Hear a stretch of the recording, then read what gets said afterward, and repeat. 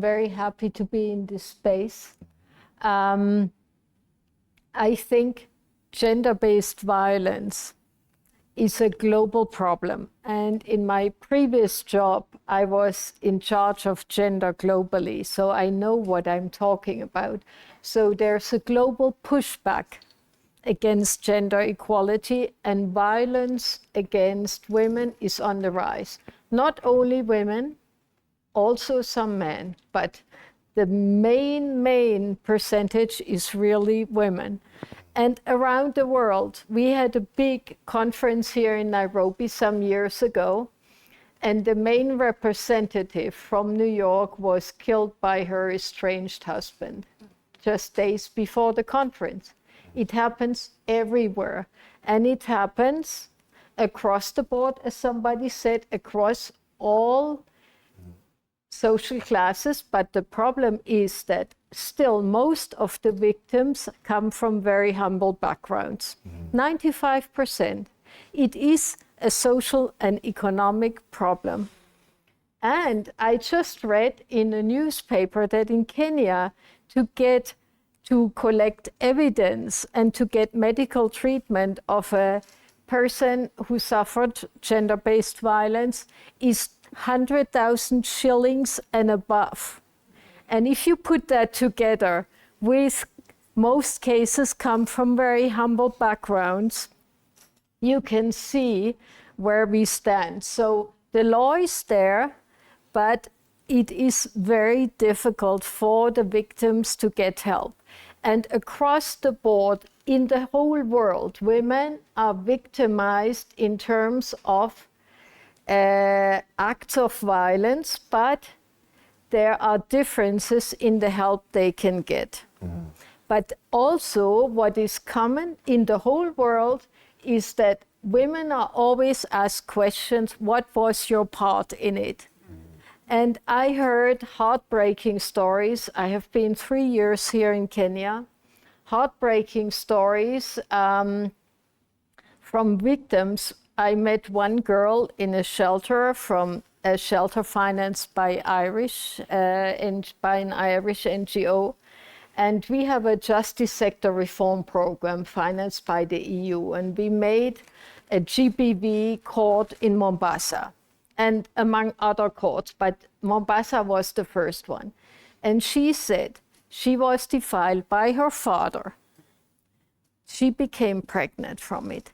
She was thrown out of the house into the street, and she was ending up with her newborn on the wall outside of the GBV court in Mombasa. Thank God that court was there, she was attended, and she managed to get into this Irish shelter. But how many of them are not getting that help? So it's just typical, and I read again in a newspaper of cases where a girl was defiled by her uncle. It's mostly in the family context that it happens, or with somebody that they know. Or even I read about a granny who was raped by somebody who she knew, a neighbor, a young guy, who said, this will give powers to him in terms of getting him off drugs and getting him back to riches. So there are all kinds of reasons. So I'm just saying this to set the stage for FGM, because FGM many times is the beginning of a cycle of violence. So there is a big cultural tradition of FGM in some parts of the country. And there is an economic reason for cutting. And now December is the cutting season. So thousands of girls are being cut to be prepared for early marriage. Why? Because of poverty. So as soon as they're cut, they're being married off. And I heard that also families whose girls were violated, they don't let them go back to school because they say, why should I invest in a lost case? Because that girl has been basically spoiled. So there is a double punishment. So in terms of FGM, we think if we intervene early to prevent FGM through community-based talks, so talking with the communities, making the community members, elders, families, women. It's often the women, the mothers, who think the girls, they do them a favor because they want a good future for them, and they see that as the only good future for them. So there are so many causes why this is still happening despite the laws.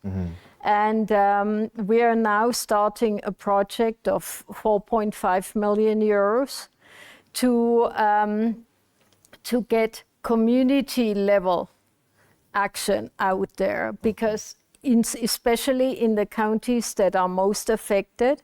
And we are also working on shelters and services for the victims. But our idea is that man cannot miss from that conversation. And I know I'm in touch with Men Against Gender-Based Violence. There is a big movement here, which I really think men have to be talked to. So it's not just, you cannot just ignore why this is happening.